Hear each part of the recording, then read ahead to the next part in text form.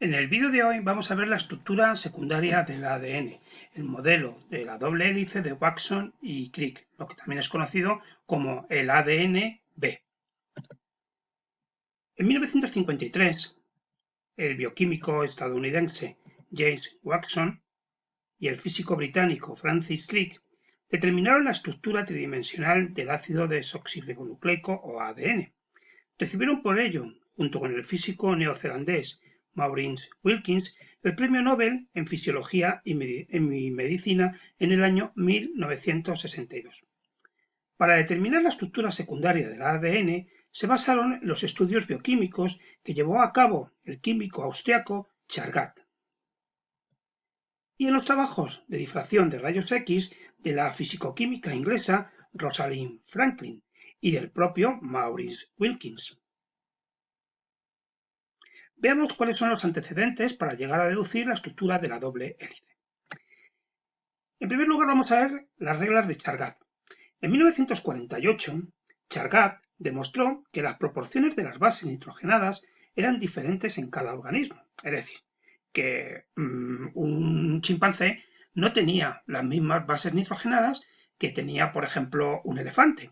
Es decir, la proporción de adeninas y de timinas era diferente y de guaninas y citosinas. Aunque en todos ellos se cumplían ciertas regularidades que se denominaron las reglas de Chargaff, y son las siguientes. La cantidad de adeninas es igual a la de timina, es decir, cantidad de adeninas es igual a la de timinas y la de guaninas es igual a la de citosinas. Por lo tanto, la relación adeninas entre timinas era 1, es decir, si había 2.000 adeninas, había 2.000 timinas. 2.000 entre 2.000 es 1. Si había 70.000 guaninas, pues había también unas 70.000 citosinas. La relación es aproximadamente igual a 1. Y además, la proporción de bases nitrogenadas A más G es igual a la de bases pirimidínicas T más C. Adenina más guanina, partido de timinas más citosina, es igual a 1. Sin embargo, la proporción entre adeninas, timinas y guaninas, citosinas es característico de cada especie y dentro de cada una se mantiene constante en todos los tejidos, no cambia con la edad ni con la nutrición. Es decir, por ejemplo, en humanos tenemos un valor. Si sumamos las adeninas con las timinas, imaginaros, ¿vale? Que tenemos 20.000 más 20.000, 40.000, dividido entre 30.000 más 30.000. Esto nos da un valor diferente al que puede tener, por ejemplo, un elefante, ¿vale? Y este valor es idéntico en todas las células de ese mismo organismo. Es decir, en humanos, si es un valor determinado, pues X, pues ese valor X es el mismo en todas las células del organismo. ¿Vale? Es característico para cada organismo. Repetimos, lo más importante es que veamos que el número de bases púricas comprobó que era igual al número de bases pirimidínicas. Es decir, el número de adeninas coincidía con el de timinas y el número de guaninas coincidía con el de citosinas. Los análisis químicos actuales han demostrado que este porcentaje de adeninas, timinas, guaninas y citosina es el mismo para todos los individuos de una misma especie, lo que demuestra, por lo tanto, que la información biológica es muy similar dentro de la especie. Mediante difracción de rayos X, Rosalind Franklin y Maurice Wilkins detectaron un patrón que se repetía en la molécula de ADN. Vieron que las bases púricas y pirimidínicas se encontraban unas sobre otras, apiladas a lo largo del eje del polinucleótido, a una distancia de unos 0,34 nanómetros.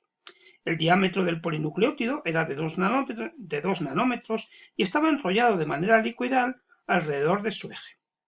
Cada 3,4 nanómetros se detectaba una vuelta completa de hélice. Es decir, parece complejo, ¿verdad? Bueno, es muy fácil, fijaros. En ese momento utilizaron lo que podía ser como una especie de fotografía, es decir, una difracción de rayos X, que es como hacer una fotografía al ADN. Cogieron ADN, hicieron la fotografía y sacaron esta fotografía, que es la imagen que se llama fotografía o imagen 51. Esta fotografía la obtuvieron Rosalind Franklin, ¿vale? Mediante difracción de rayos X y se convirtió en la prueba decisiva para corroborar la hipótesis de la estructura de doble hélice de ADN que propusieron Watson y Crick. Recuerda que Rosalind Franklin, su contribución fue extremadamente importante para deducir esta doble hélice, pero no tuvo ningún reconocimiento en los premios Nobel porque murió antes de que se concediese estos premios Nobel. Bien, aquí podéis ver la imagen, la forma en cruz que se aprecia en el centro de la fotografía indica una estructura helicoidal. Las regiones más oscuras, situadas arriba y abajo, se deben al apilamiento de las bases nitrogenadas en sentido perpendicular al eje de la fibra. Vamos a verlo en detalle, porque entiendo que esto es un poco complicado para que lo entendáis en esta fotografía por difracción de rayos X. Bien, vamos a ver en detalle la estructura de la doble hélice de Watson y Crick. En 1953, recuerda, Watson y Crick propusieron este modelo de estructura en el ADN, el modelo de la doble hélice, modelo Watson-Crick, que marcó un hito en la historia de la ciencia, y concretamente en la historia de la biología. Su importancia radica en que no solo explica muchas de las observaciones sobre las propiedades físico y químicas del ADN que se habían hecho hasta el momento, sino también en que muestra el mecanismo por el cual la información genética se puede replicar y expresar. ¿Qué decía el modelo? El modelo decía, por un lado, que se trataba de una doble hélice. ¿Vale? El ADN es una doble hélice formada por dos cadenas de polinucleótidos de estrógira, es decir, gira hacia la derecha, es decir, enrollada hacia la derecha. Además, se trata de un enrollamiento plectonémico. Vamos a pasar a esta diapositiva. Se trata de un enrollamiento plectonémico, es decir, no es posible separar las dos cadenas sin desenrollarlas. Por otro lado, la disposición interna de las bases nitrogenadas. Las bases nitrogenadas, cuyos planos son paralelos entre sí y perpendiculares al eje, es decir, fijaros que es perpendiculares al eje de la doble hélice, se sitúan en el interior de esta doble hélice, mientras que los esqueletos covalentes polares pentosa-fosfato quedan hacia el exterior. Vamos a verlo aquí. ¿Vale? Fijaros, las bases nitrogenadas quedan hacia el interior y esos esqueletos, ¿vale?, de esos azúcares y esos fosfatos quedan hacia el exterior. Sería como una escalera donde los escalones serían las bases nitrogenadas y la barandilla serían esos grupos fosfatos y esos azúcares. Bien, por otro lado también otra de las propiedades importantes es la complementariedad de bases nitrogenadas. Es decir, las dos hélices se mantienen unidas mediante enlaces de hidrógeno que se establecen entre pares de bases complementarias. La adenina de una hélice se aparea con la timina de la hélice complementaria a través de dos enlaces de hidrógeno. Y la guanina de una hélice se aparea con la citosina de la hélice complementaria mediante tres enlaces de hidrógeno. Miradlo aquí, como la adenina siempre se va a unir a la timina de la otra hélice mediante dos puentes de hidrógeno, mientras que la guanina y la citosina se unen mediante tres puentes de hidrógeno.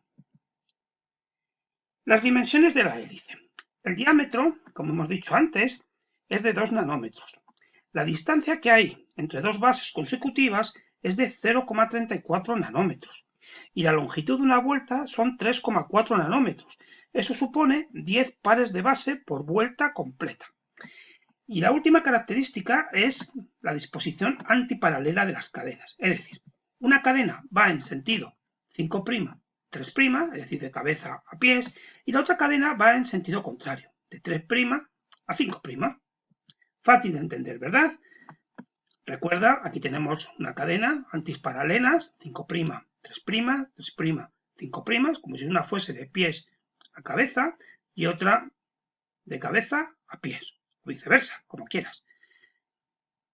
Las bases se encuentran enfrentadas, siempre una púrica con una pirimidínica, es decir, una adenina con una timina, lo que confirmaba una de las reglas de Chargaff, el número de bases púricas igual al de bases pirimidínicas, el número de adeninas es igual al número de timinas. La complementaria de la citosina, a su vez, es la guanina y viceversa. Se unen mediante puentes de hidrógeno. La hélice es de estrógira. Recuerda que es una doble hélice formada por dos cadenas de estróginas de enrollamiento de tipo plectonémico, es decir, no es posible separar las dos cadenas sin desenrollarlas. Bien, el modelo que nos dieron Watson y Crick es el modelo que llamamos como modelo B, pero actualmente se han encontrado otros dos modelos, que son el modelo de ADN-A y el modelo de ADN-Z. En el modelo de ADN-A es una doble hélice, también de estrógira. Las bases nitrogenadas complementarias se disponen en el interior, pero en planos inclinados respecto al eje de la doble hélice. Es más ancha y compacta que la forma B. Esta doble hélice, la A, se obtiene por deshidratación del ADN B. Sin embargo, no se ha encontrado en las condiciones fisiológicas de la célula. El ADN-Z es una doble hélice, en este caso levógira, con un enrollamiento irregular que provoca una configuración en zigzag. Es más estrecha y alargada que la forma de ADN-B. Esta estructura aparece en regiones del ADN ricas en secuencias alternantes de guaninas y citosinas, por ejemplo, G, C, G, C, G, C, etc. El ADN-Z se forma a partir del ADN-B durante la transcripción genética en los puntos de inicio de la transcripción. Aquí tenemos otras imágenes del ADN-A, el ADN-B, que es el modelo Watson y Crick de la doble hélice, de estrógira, enrollamiento plectonémico, antiparalelas con las bases complementarias. Bien, vamos a ver qué es la desnaturalización-renaturalización del ADN. Esto tiene mucho que ver con la prueba de la PCR que veremos más adelante, pero de momento vamos a entender qué es la desnaturalización. En condiciones fisiológicas, la doble hélice de ADN es muy estable. Sin embargo, a una temperatura de unos 100 grados centígrados, los enlaces de hidrógeno que mantenían unidas las bases nitrogenadas se rompen y las dos hebras se separan. Es decir, tiene lugar lo que se conoce como desnaturalización del ADN. Se trata de una desnaturalización reversible, pues al enfriarse en torno a unos 65 grados centígrados, el ADN se renaturaliza y se restaura la doble hélice. La propiedad del ADN de desnaturalizarse de manera reversible se usa en las pruebas PCR, en ingeniería genética para conseguir la hibridación de hebras procedentes del ADN distintas, etc. Ya lo veremos en ingeniería genética. Bien, y por último aquí te muestro algunas imágenes para que veas que el ADN no siempre es una estructura en doble hélice, la podemos encontrar también en algunos virus de forma lineal, por ejemplo en el parvovirus monocatenario por una sola cadena, o circular de una sola cadena, como en el virus FIX174, pero lo normal es que sea bicatenario. Este es el lineal, como el de los cromosomas humanos, dos cadenas helicoidales, el modelo Watson-Crick. Puede ser circular, como el cromosoma bacteriano, dos cadenas, doble hélice dispuestas en forma circular, etc. Bien, espero que hayas aprendido mucho sobre la estructura del ADN, la gran molécula de la vida.